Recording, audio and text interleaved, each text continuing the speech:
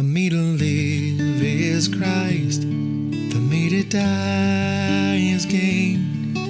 Every moment in between, there'll be joy and there'll be pain. I can't worry about the future or change a thing about my past.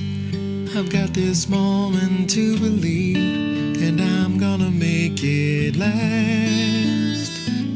I am filled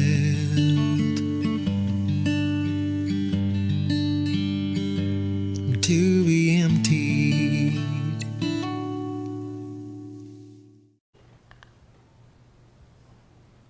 Hello, my name is David Delgado. I'm one of the producers of Filled to Empty. I signed on for season 2 somehow. And today what we wanted to do is provide a kind of a background and where we're going kind of episode for as we move into season 3. Introduce yourself and how did the show get started? Oh, it's a great question.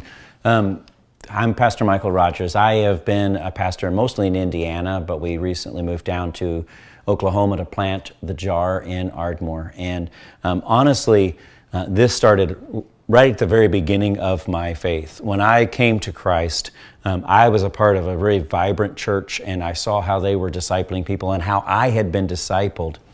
And I thought that's just how all churches run. But what I learned over the years was there were some churches who were doing a great job of discipling, and there were some churches who were really struggling with that part of it. They were very good at what is now called evangelism, but once you got saved, whatever that looked like, whether you got dipped or immersed or whatever happened, then once that was done, then they really weren't sure what to do with you. So I've seen things come and go. We had classes and Sunday schools, and we had small groups, and we've tried different things, and it seems like nowadays it's the big mega church CEO, and he's organizing everything, and there are other pastors taking care of all of the disciple making, and it's all really good, but it's hard to duplicate for smaller churches. And so I started getting frustrated. I'm leading these small churches, and I can't do what the mega church can do.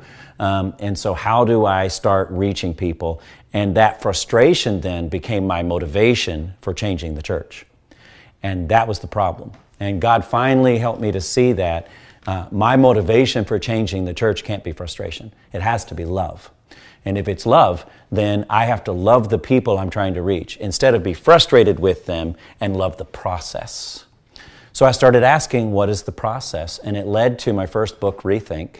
And I sent it out to 4 different publishing companies, letting them know that it was really the first of a 7-book series. And one of them, Words Matter Publishing, said, we want to sign you for all 7 right from the very beginning. Sight unseen on the last 6, so they don't know if I can write those or not. But the good thing is, she also said, this message that you're giving, that there are frustrated believers who still want to follow Jesus, and they just need to have a way to do it. She said, we're just starting to get into media, why don't we create a TV show for it? And I thought that was the craziest thing I'd ever heard. The idea of being on a TV show just never occurred to me.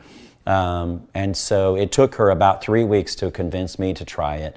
And so I finally signed up and on a lark and was like, we'll do season 1 and see how it goes. And so we started season 1. And so tell me what season 1 covered. Season 1 was really about understanding the purpose. Why was I doing this show? So a lot of it had to do with frustrated believers and why we're frustrated. And so it covered a lot of what the first book was about. Just the frustrations that we have, that it seems like 20% of the people are doing 80% of the work. Some pastors are not helping with the discipling process. Some people are not following along a pastor who wants to disciple, and there's a disconnect there. And so the purpose of the first season was to help you see that really it's on all of us. There's an old horror book that I read one time called The Association. And the idea was these people moved into this neighborhood where the homeowners association was actually the problem. And so they were fighting the homeowners association, but you don't find till the very end that the people are the homeowners association. So they're fighting themselves. And I feel like the same thing is happening to the church. Instead of seeing ourselves as the solution, we are trying to change the institution to make it the solution. So the purpose of the first season is to say, we're the solution. We're the church. There's no church out there that's doing it wrong, and we're something separate. We're the church. And that was your first book. That was your Yes, first book. that was Rethink. Rethink. Right. Okay, Right. and then tell me about season 2. What was season 2 So about? season 2 was about laying a foundation then. Now that we know that we're the solution, and to some extent we're the problem, now what does that look like? Now book 2 is really about the gospel. It's taking a look at what it would look like to start following Jesus before his resurrection and understand what he's trying to do with us and see it from that position so that we can understand the gospel that Jesus was preaching. I believe that we have a gospel of Jesus, but we struggle with the gospel from Jesus. So what is the difference? So when you look at Jesus' teaching, what you find is that what he talks about more than anything else is the kingdom of God. What we talk about is baptism and salvation, but what he talked about was bringing there here. And so what we do is we've made salvation the finish line. Jesus said the finish line is the beginning. The kingdom is the finish line. And eventually that's going to be a time when we are in eternity and we are in heaven and the kingdom of God is reigning everywhere. But he has left us on this planet because there are still some of his children that are lost. And so we need to help him to enlarge the kingdom by saving those, by going into the enemy territory and bringing those who are captive out. And now they need to know what it looks like to be a part of what Jesus is doing. And it's completely different. And it changes who we are. But it also means that we have to submit to him and let him be king. And especially in America, we struggle with kings. I mean, we started by rebelling against a king in America. So we struggle with the idea of monarchy. But God, if God is king, then that means that wherever his kingdom is where his influence is. Our job is to spread that influence into greater places. So that's season 2 was about how do we start learning what that looks like. So what we looked at was when Jesus sent out people to tell about the kingdom before he would come and fulfill what was being told about the kingdom. And so that's what we were trying to get across. So I called it Foundation. The second season is the foundation of everything. Okay, that leads us into the third season. Yes. So that's where we are today. So what is that? What is this going to be about? Well, I am the kind of person that has to research and analyze before I really make a good decision. But there are some times when I come to an epiphany that changes me. I realize that I only knew God so much, and I have this new thing. And once I see that new thing, I've got to research to death to know how to tell anybody else. And I remember one night I was starting to preach on 2 Peter 1, and I thought I had everything all set up. And I realized that all of a sudden that God was showing me something I hadn't seen before in it. And it was Saturday, and I'm preaching the first sermon on Sunday.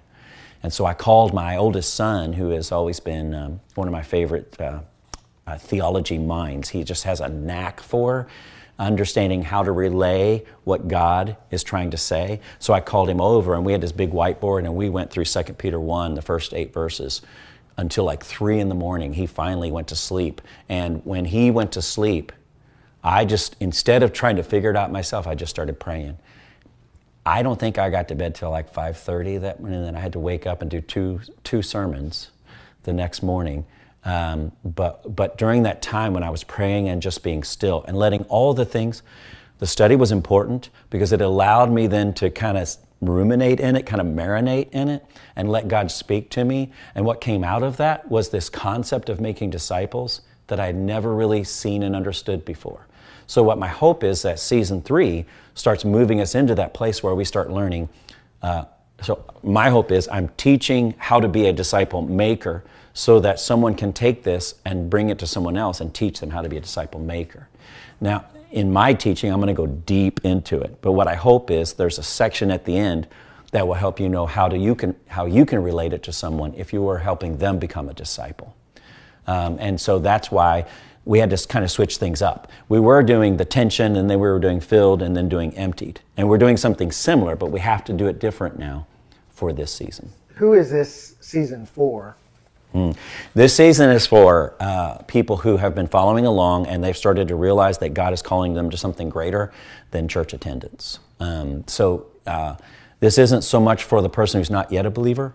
This is an already believer who knows there's something more to following Jesus than just showing up at church or showing up at a small group or finding God in nature. They realize that we're actually on mission. There is a great commission that we have to take seriously if we're going to follow Jesus. He didn't give us an out there. There's no one who is exempt from that. So anyone who's already a believer and they are wanting to know how to follow Jesus in a way that has an impact on their world, that's who this is for.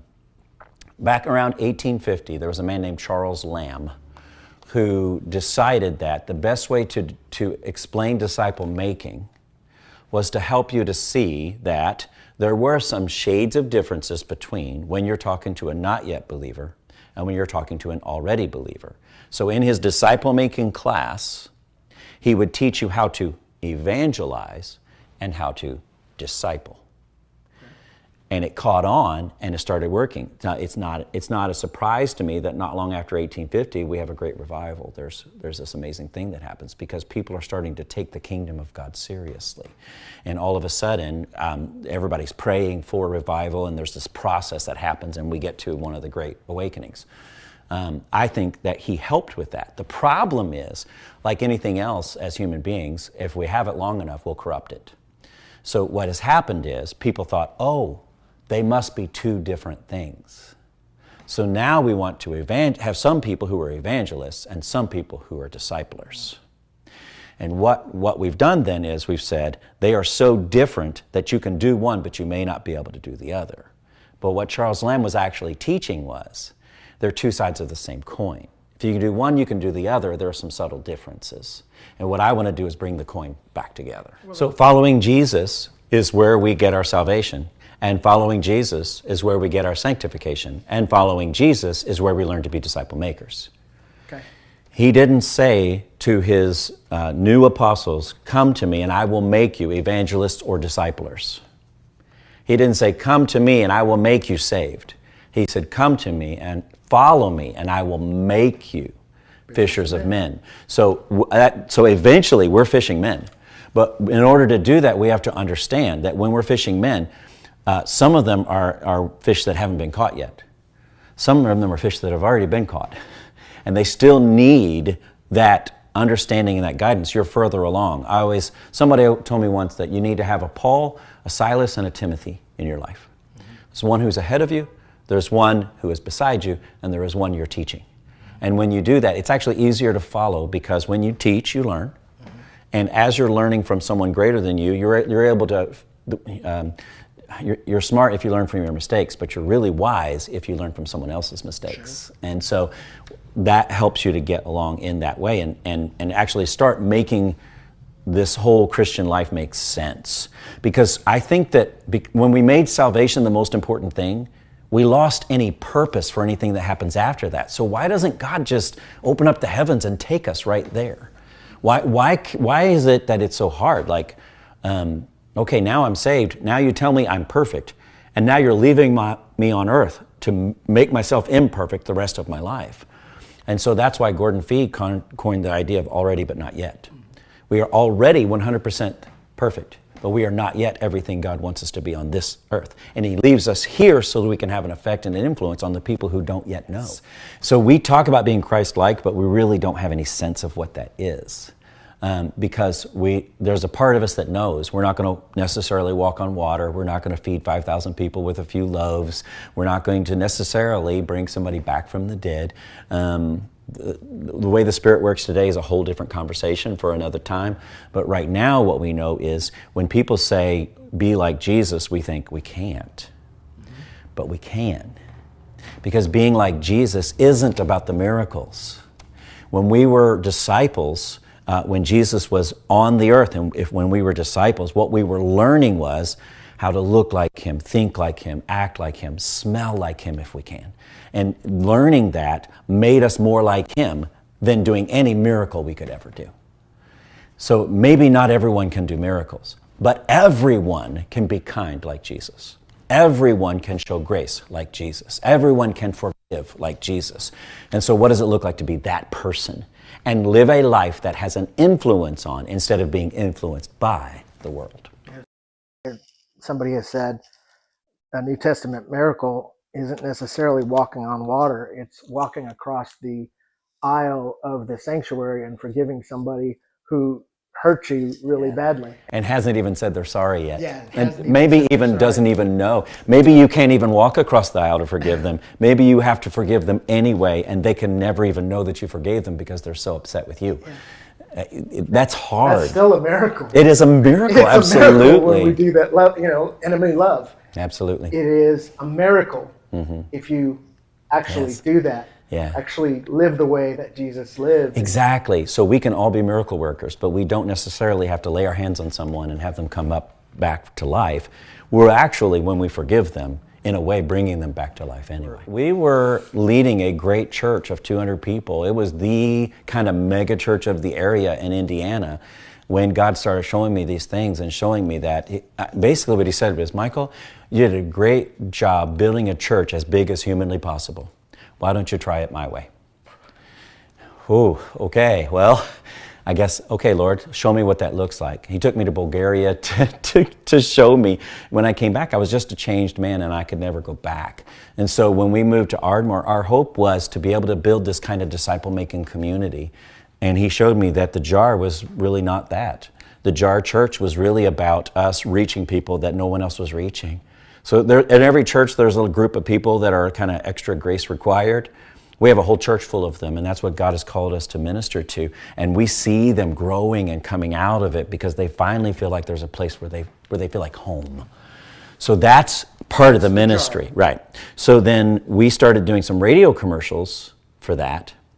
And the guy who leads the radio station, who does the marketing for the radio station, is like, you guys are pretty good on radio. Have you ever thought about being on the radio? We're like, no. He's like, well, let's get you on the radio. So all of a sudden, our sermons were being aired on Sundays on that radio station. Then the TV show happened. And with the TV show, I just realized in the first 6 months, we had 50,000 households downloading it. And it was by word of mouth. We had done there was no advertising. And as I told you, my publisher had to talk me into it. And so we had that going on, and then all of a sudden with the 50,000, my publisher's excited now, and now she wants to make the most of that. So now we're actually upgrading it to the place where we're going to be able to maybe start new television shows, and we're looking into that. In the middle of that, we just started realizing we're not helping people reach those who are not yet believers. So we've been dealing with this idea of having something called Filled with Questions, and lo and behold, Wilkins Radio Network contacts us out of the blue, just sends an email to the Jar Ministries that says, hey, have you guys ever thought about being on the radio further?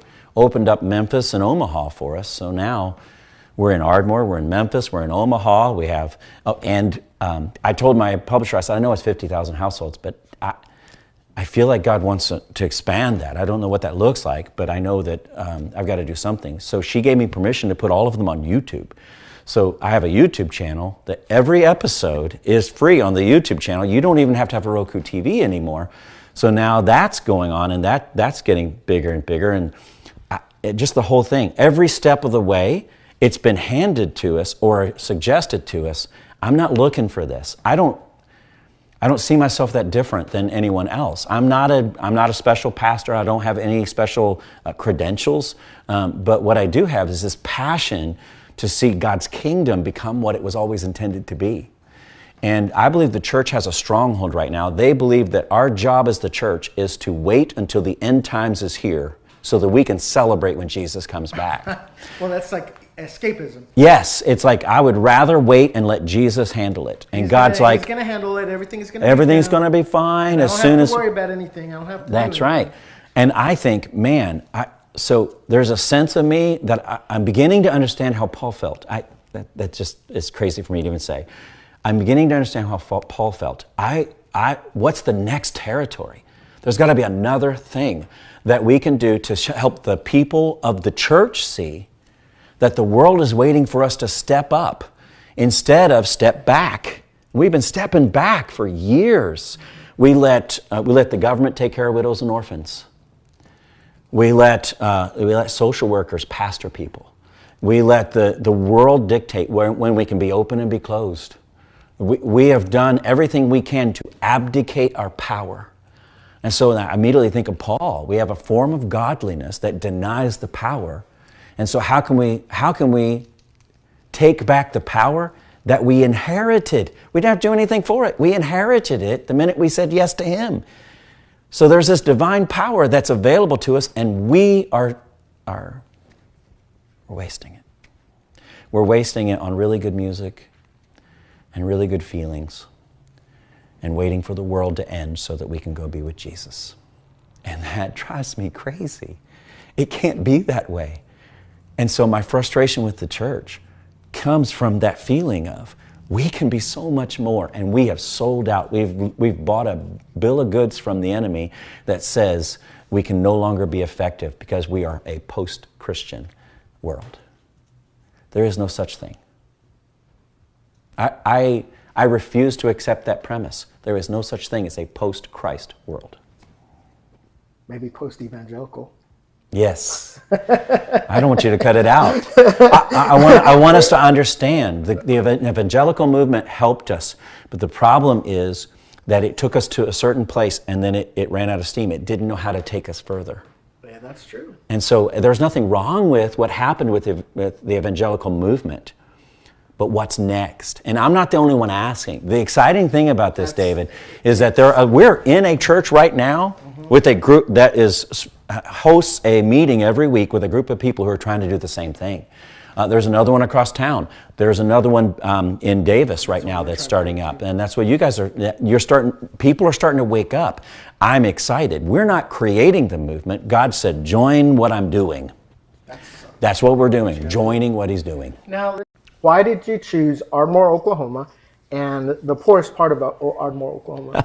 We actually chose Florida because we chose Florida. Yeah. We were looking for a place where we could retire. I mean, I'm going to be 55 next month. I'm not a young buck. I'm not one of those young church planters going out to save the world. And so we thought we should plant somewhere where we will feel comfortable retiring in 10 years when we're finished. We had no idea what God was planning for us. But we went to that organization, Nexus, and they said, you can plant the church that's on your heart wherever God tells you to plant it. But we don't have anyone in Florida. So if you go there, it will be harder. Would you be willing to consider other places? And we said yes. Because we believe that God is asking us to build the best church that He can build instead of the best church that we can build, then we should let Him decide where we're going to be. And so we went through the assessment and everything, and we had some people from Kansas and from Oklahoma contact us. And we felt like Kansas was probably not a good option, but we're still thinking Florida anyway, so it doesn't matter. And the gentleman who was a part of Love Oklahoma, his name is Clay Atchley. He's a pastor in Oklahoma City, starting his own church called the Identity Church. It's a really cool place. But he asked if we would, when we came down for our training in Dallas, drive up to Ardmore with him and just see it. And so we thought, until we have boots on the ground, we won't know. So we decided to go there, and then the following week we would fly to Florida and check out the place we were looking at there. And so we came down to Dallas, did the training, came up to Ardmore and drove around, and I can't explain it. We drove around the exciting parts of Ardmore. And I was like, this place is kind of cool. We hit the northeast side, and I just got quiet. I just didn't know what to do with myself. We heard that there were some things happening along the I-35 corridor. There's a lot of human trafficking. There's a lot of drugs coming out of the southern border along the I-35 corridor. And so it was a chance for us to be a stopgap for that. And so to find a way to have a spiritual forward base for God in that fight. And we felt like that side of town was where it was supposed to happen. So I remember praying to God and saying, okay, God, I'm thinking Oklahoma, but my wife is expecting to be somewhere close to a beach. So I will know that this is where you want us if she says we should be in Oklahoma. And so we pulled up to the hotel, and the guy says, I just want you to know I talked to the president of Love Oklahoma, and we're in. You guys are it. If you say yes, we're going to support you.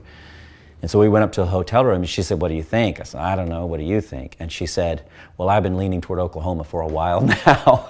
Wow. And I was like, well, there it is. That's the answer. That's what we're doing. So we literally said yes that night. And we never went to Florida to check the other place out. We canceled our flight and came to Oklahoma the following January. Let's talk about your church for a minute, because your church is located in the poorest part of town. It really does need a ministry there. We found an old broken down church and partnered with a ministry that owned that church, and we're renting from them. And it's a mess. It needs $10,000 worth of electrical work. It needs insulation so that we don't have to pay so much for heating it up or cooling it down. We really feel like God's called us to that area because it's underserved. There are things that we just can't manage. But we learned very early how to do ministry on duct tape and baling wire and make it look like $1 million. So that's what we do. We just kind of add little bits and pieces and help it to look like, man, this is a really cool place. We have living room tables, and we have 5 chairs around the living room tables because we're disciple making. We're not just having church. So anytime we gather, we're disciple making. And so anyone just walks off the street. We have people walk off the street. They're homeless. This last week, someone walked in, didn't even hardly speak English. Really came in to be cooled off. But we prayed with them, and we let them know they were welcome. We spoke what Spanish we could. And whenever they left, they were appreciative. They had had an hour of break. Will that turn into someone who can give us money for our ministry? It's probably never going to happen. Was that a godly, divine appointment? Absolutely. And we needed to take care of that. Let's talk for just a minute about how all of these ministries are supported. When you have all these media things going on, what it sounds like is, man, that guy must be making a lot of money. There must be, but the truth is we're paying for everything we're doing. Mm-hmm. So we're paying to have the TV show on. We're paying to have the radio shows going. We're paying, we're blood, sweat, and tears to get the YouTube channel on. We don't have any money coming in except what God provides. So it's to have all of this going on, not including what we need for the church, is about $1,000 a month. And what God has been doing is just providing it. Like we have spent money. We spent our own money. We're willing to do that as long as it takes. We have a great management team for the JAR through the group that sponsors us called Nexus. You can find them on nexus.us, and they are a great group. They plant churches all over the country. And so they provided us a management team, and that's great. And they helped us to get outside support for the first 3 years. And our outside support has been really great. That has helped. But honestly, God we just had it happen again last week. There's somebody donated $1,100. We needed about $1,000. Somebody donated $1,100. We didn't even know they were going to do it. So in order for us to continue doing what we're doing, God just still has to show up. But here's the thing, He always has. So that's why I always am careful talking to people about supporting us, because I believe that God will lay on their hearts what that looks like to support us. But if someone wants to, the best way for them to do that is to access everything that we're doing, because the more you access everything we're doing, the more the companies we're working with will start doing the support for us. They'll start getting us advertisers and helping us with that. But if you're really wanting to help right now, the best way is to go to thejarministries.net, and when you go on that website, you'll see a spot that says Give. Click on that, and it'll tell you how to give to the ministry. And because it's really the ministry. Filled to Empty is its own thing, and the JAR Church is its own thing, but the JAR Ministries is the umbrella. So when you give to that, you're helping that church and all of those people who have extra grace required, but they need a home. to be ministered to, and you also help with the TV show and everything. Well, else. you're going to develop some material that people can download. Is that Yeah. correct? Tell me where that's going to be. So I just talked to my publisher. I said, this is the season that really gets into the meat of things.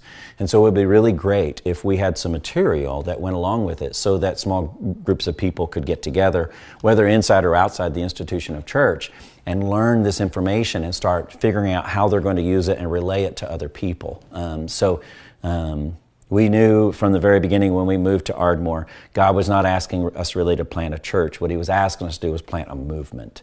And so however many people we have showing up at the JAR in Ardmore is, those people are important. We want them to know that they're being pastored, they're being loved, they're getting everything they're supposed to get from a church body. But God is asking us to move beyond that and help others to know that being a disciple maker doesn't mean being a church attender. Having said that, when you attend church, you find people who are of like mind that you can then help to come along. So whether you're attending church or you're out of church and you know some people who are in the same place you are and you just don't know what to do with yourself, if we get some material where you can go through a workbook and you can start figuring out for yourself how it looks in your life, because it's going to be different for all of us. I'm not going to have the same impact in the world as an accountant is. There are some things an accountant can do that I can't. And they are going to reach people and meet people that I'm not. So how does an accountant then put this into practice? And in order to do that, they've got to be able to work that out themselves. They need the material, but they also need something that helps them to work through the process of how they do it in their own world. And so we're going to attach all of that to filledtoempty.tv and let them manage it. Business sense says I should put this on something like Patreon. I just have a hard time with that because I want the message to get out, and if it never makes me a dime, this is too important. So we're just going to have it on filledtoempty.tv whenever we get it developed, and then we're going to allow people to just download it. And if they want to support the ministry, then they can go to thejarministries.net, look for Give, and click on that, because if you're supporting the JAR Ministries, we think of it as the church, but also as what we're doing at Filled to Empty. For me to live is Christ, for me to die is gain. Every moment in between, there'll be joy and there'll be pain. I can't worry about the future or change a thing about my past. I've got this moment to believe, and I'm gonna make it last. I am filled